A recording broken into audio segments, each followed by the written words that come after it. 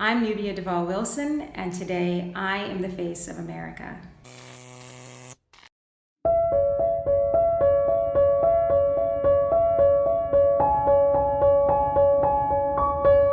I am a mother, a wife, a business owner, a published author, and I'm also a survivor of sexual abuse. And I'm creating content right now to support survivors of abuse, to shine a light on living and thriving after abuse.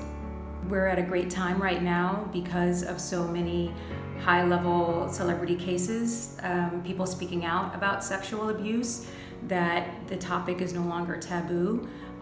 Sexual abuse has, as many of us know, has been around for a long time. 1 out of 10 children in America will be sexually abused by the time they're 18. And if you're a Black woman, it's 1 out of 6. Preliminary research has shown. So right now I want to focus on how do we face it. It's not going anywhere, and we have to understand not only that it permeates our culture, no matter your race, your where you are in your society, where you live, and how we're going to support survivors. We hear a lot about the fact that it's happening, and that's great, but what happens after that? After someone is sexually abused, whether it's one time, whether it's multiple times, even if it's in the past, the aftermath stays with them for a lifetime.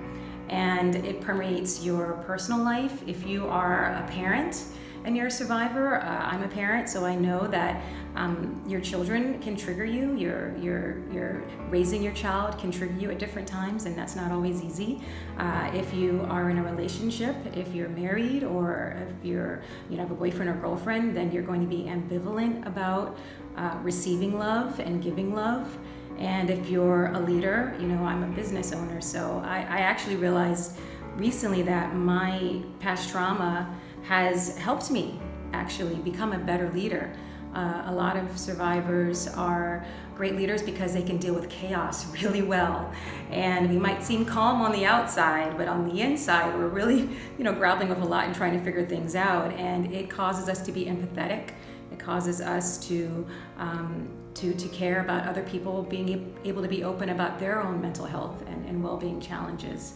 And for the creative people out there, like myself, I know that being able to create art, being able to write, for me, has really helped with the healing. And so my call to action for everyone out there watching this is to think about the fact that you might be working with someone who's a survivor. You might have a boss who's a survivor, a colleague, someone in your family, and be open to the conversation on how you can support them.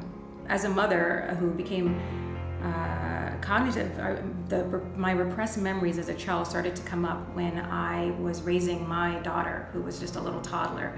And I realized that I had an even bigger responsibility to make sure that I communicated to my daughter and allowed myself to feel comfortable doing so about her private parts and where she can and shouldn't be touched, and for my son as well, in respect of space.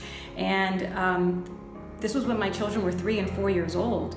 They're going away every day to preschool. I'm not with them all day long. They need to understand that there are areas that they should not be touched. And so it's the parent's responsibility as well as society's responsibility to have these conversations and to explain what someone's personal space is, what it means when someone says, I don't want to be touched, or, no means no. And unfortunately, that saying, no means no, can't really hold too strong, because sometimes you don't have a chance to say no, and then what?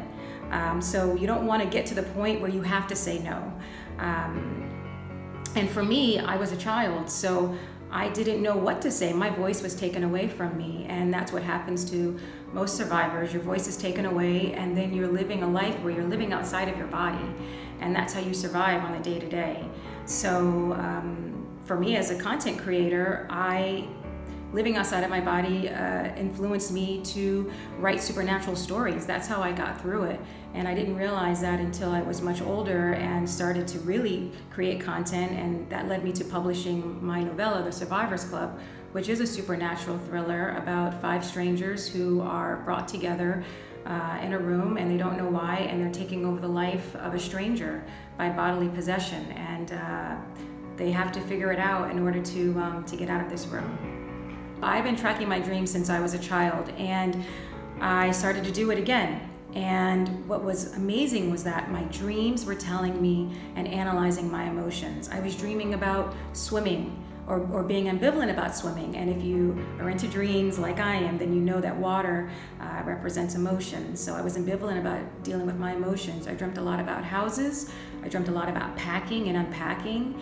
And by unpacking my emotions through these dreams and having the sessions with my therapist, I was able to uncover my emotions and understand that I didn't really have the language to describe what I was going through. And as someone who loves to write, and as someone whose job is to talk because I'm a publicist, that was very uncomfortable for me. So I recommend to anyone, whether you're a survivor or if you're dealing with any type of trauma, if you can, try to think about your dreams when you wake up in the morning and write them down. And you might be surprised the patterns that you find and what you uncover. One of the things that helped me, in addition to tracking my dreams, was writing supernatural stories. And from my dreams and from the short story that I wrote, The Survivors Club, which, as I said, was about 5 strangers coming together and having to take over the life of a stranger, they didn't know why, to keep the stranger alive. That then influenced a TV pilot that I'm working on. I have a co-creator who's a friend named Naomi Pandolfi, and we are bringing this story to the masses because we want to not only, yes, it's an entertaining mystery and story inspired by this novella, but also we want to educate consumers on a general level what the long-term effects of survivorship look like. There's something that I read in college from a poet, and it was George Herbert, and he's a metaphysical poet from the 17th century, and he says, "Living well is the best revenge." I love that quote because it's a reminder that there might be things that have happened to you in the past that are difficult. Use those to help you be a great person and to create change in the future.